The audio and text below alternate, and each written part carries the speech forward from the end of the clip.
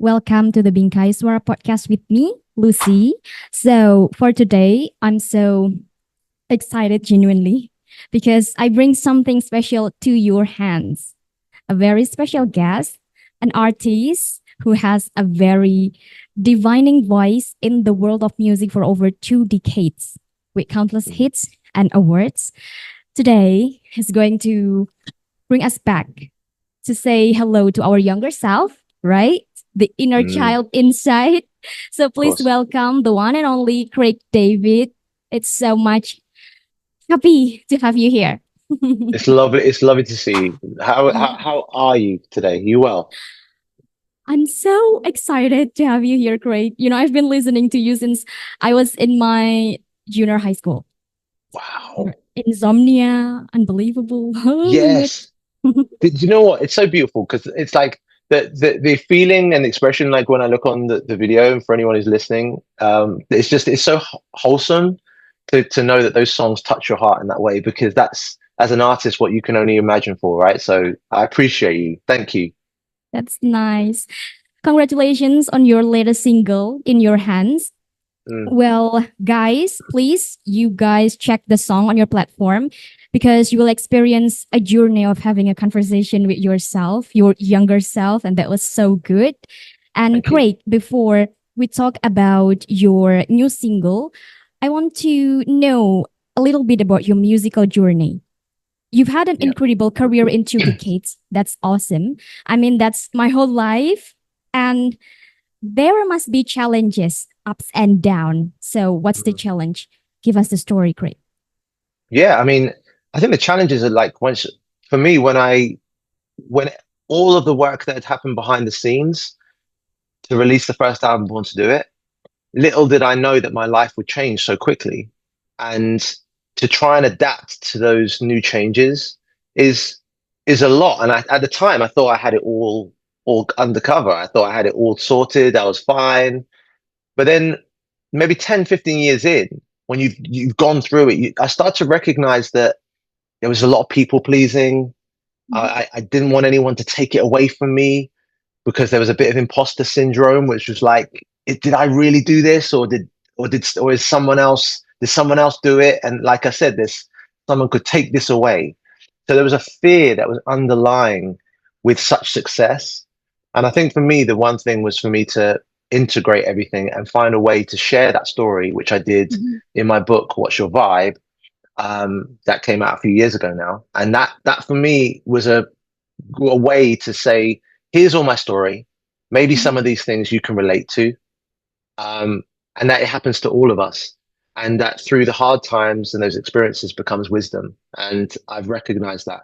Like you'll always you'll get tested in life, but when you get through it, and you will get through it, you'll look back and say, "Wow, that shaped me into who I am now." And that's a beautiful thing in the end of the day.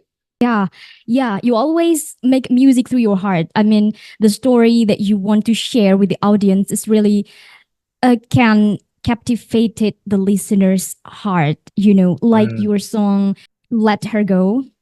yes. Yeah, that's Yeah. that's feels really genuine. The thing that I want to ask you, what is the meaning of music in your life journey? Great. Okay, so and it's funny you talk about Let Her Go because that Mhm. song was on the Story Goes album. And when I wrote that song, my grandmother, who raised me with my mother, had passed away. And I wanted to write a song that was for my mum to say, like, I know the pain, I can feel the pain as a grandson, but we gotta let her go. Like, let her go, let that pain go that you're holding on to, because on the other side, she's like, come on. I'm okay now. I'm good. Like, I just want to see you thrive. Don't keep holding on to the pain. Like, we're good now. I'm an angel now. And I feel like touching into people's hearts has been the highest thing that I've always wanted to do. I'm more conscious of it now. When I was younger, I wanted people to feel the music, which is the same thing. But now, actually, in my head, I understand hit people's hearts because people need it more than they think. You know what I mean? Like we got a lot to think about. There's a lot of content and there's a lot of trying to be seen and making sure you can get hit these markers and make this money and get this job career and get the, and I just want to say, okay, cool, that exists. But what about when you hear a song and it hits your heart? Just Mm. for a moment, it gives you a breather. It lets you breathe for a second. And I think that's really important because otherwise you keep racing to get somewhere and you forget that we're heart centered. We need to connect. We need community. We need to hear music. We need to dance. We need to play. And I just want to just highlight that with my music in my career, you know? Oh, that's so gorgeous.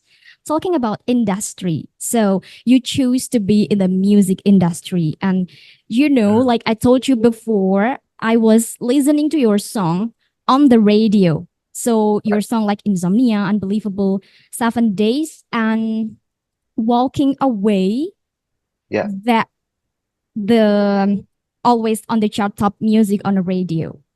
But now the music industry has changed a lot. So Mm. we have TikTok trends and many other platforms. How have you adapted to stay relevant, Greg?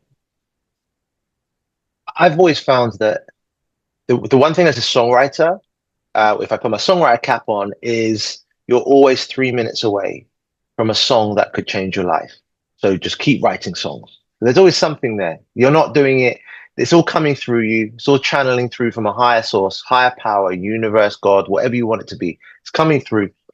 Just keep writing because everything, the sum of the parts will make sense. Something will connect in a way that it all made sense, but you had to keep writing. You needed 10 songs that were, okay, these are good songs. And then you get the 11th one. It's like, it's the one that touches your heart.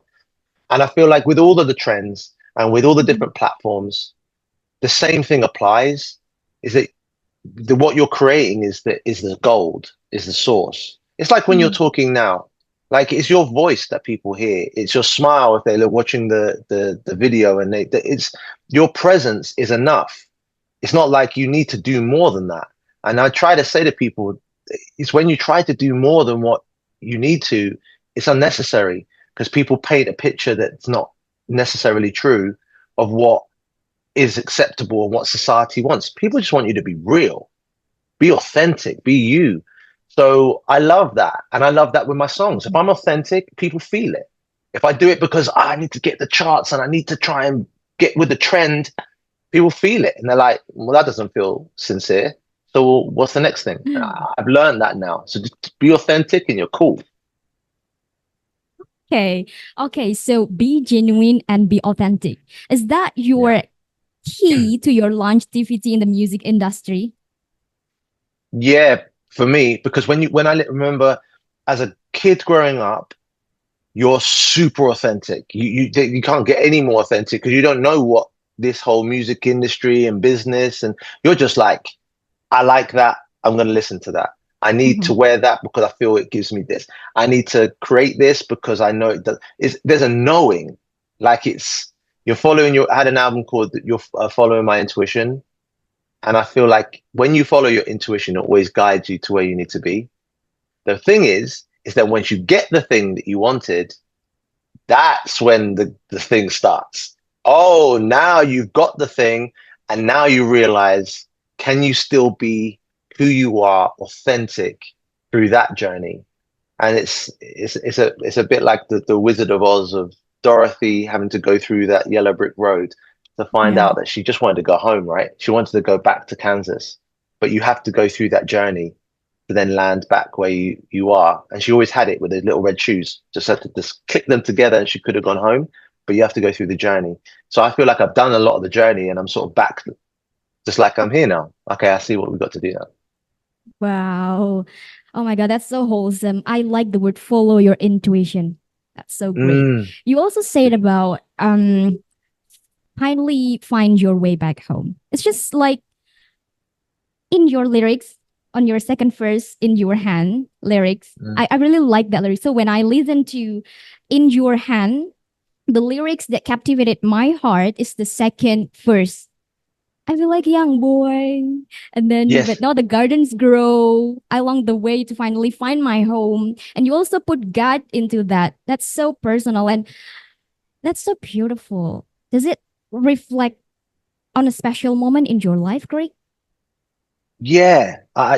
Thank you. Firstly, I appreciate you. And And I love that that connected with you the way that the second verse, like it takes you on the journey and you start to realize that, okay, the first verse is where it was, you know, and now here is where I am right Yeah. now. And the garden has grown. And when you, when you can come back home to yourself and you can bring in all the parts that you gave away to all these different people, and we don't know it sometimes. You gave away a heartbreak to that first relationship that didn't happen, and you gave away that piece of you to the work that you put too much time into, and you sacrificed yourself, and you give away your authority to somebody else, and then you just slowly pull it all back. You know that then you start to become wholesome again. You start to become whole, and that's all that we want, right? Then I feel like in your hands was that. Like you always have the intuition guiding you, but Mm. sometimes you want to listen, and sometimes you want to do it your own way. And when you don't listen, you tend to have to go the long way to get back to where you want to go. So yeah, in your hands was a. I felt like it was a perfect leading into SOS, that they live in the same world. Those two songs. Yeah, I agree that I listened to that many times, especially the second verse. Oh God, that's so beautiful. The words that you choose, the gardens grow back home. That's so great. But Mm, Drake, thank this you. is not the first time you talk about your younger self in your song, right? Before you have talked about your younger self and Johnny, right? But this Yes. time it's different. It's more brighter. It's like you have a nice conversation. It's really nice conversation with your younger self. Could you share the story behind that? What message did you actually want to share with your listeners, maybe your new audiences? Yeah, absolutely. Do you know what? I feel like finding my voice outside of having melodies around my voice, which is why I love to do podcasts and to speak like this, because you have to really say the words clearly and you have to articulate what you're trying to say. There's no melody right now. There's no music to back me up. Yeah, there's no background vocalist. It's just very clear.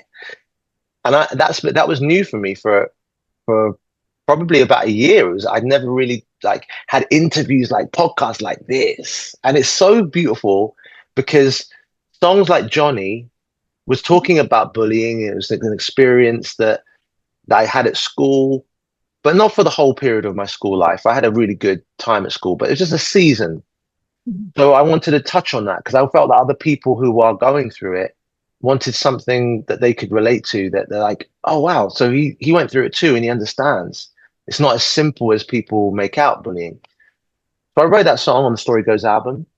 And again, it's using music as a platform to touch people's hearts and help people without having to preach to people. So you can say things in songs that are really impactful. And I realized that we're always talking to our inner child. We're always talking to the little one inside of us. Because when you become an adult, I can protect you now. Before, back then, I couldn't. I was still the kid. But now, don't worry, I got you now. The times when you couldn't speak up, don't worry, I can speak up now. I can say it now. I can stand up. You don't have to be scared anymore. And that's what we're all trying to do. I think it's really beautiful when you get that as an adult. You're like, I'm still a kid. I just want to play. I didn't come here to work and go crazy and break myself to try and do. I just want to come here to enjoy life. But I know that my adult self can stand up and be like, go on, you go play. I got you for a minute. We'll and I think that's what we're all doing now, is finding that nice balance, right? Yeah, that feels safe, you know. Feels safe. That's a beautiful way Mm-hmm. of saying it. It feels safe. That Absolutely. was safe. I also like your a cappella version of In Your Hand. The Mm. voice, oh, so you, so good. Do you know what? It's when I think I was a young boy, I was a young boy, I was 12 years old. Could have been younger, must have been under something. Some magic. My heart was open, came in right away. You took my breath away. I wish I'd always held you closer. You know what? I have to give you some acapella because you said like I need to touch your heart, even though it's the first verse. You know what it was? Is that there's something about the vibration Mhm. in something just pure. Just Mm. like that's why I love things that are just raw unadulterated, not all affected, like it's just smooth, and let all your impurities, whatever it may be, out. It's pure and impurity. It's like your imbalances and your balance, everything is there, so it lands, because people believe you then. So I love that you brought the acapella up, because acapella, I'd love it. I love to sing. Like, God's given me a gift to sing. It's like, well, use it then. Don't abuse this thing I've given to you. Sing. So there you go. Thank you. Thank you for singing to the listeners in Bingkai Suara podcast. Oh my My God, that's so pleasure. awesome. With In Your Hands out now, what's next, Great? Are there any upcoming projects or sounds you're excited to explore? Yeah, so Mhm. so currently I have a new song coming out like this week, actually, well, in on Friday. I'm not sure when this podcast drops, but like that might be behind, it might be in advance. But this is a song called SOS, and Mhm. this is the natural progression from In Your Hands. So In Your Hands is like having faith and knowing, following my intuition, knowing that the garden's grown and I'll come home.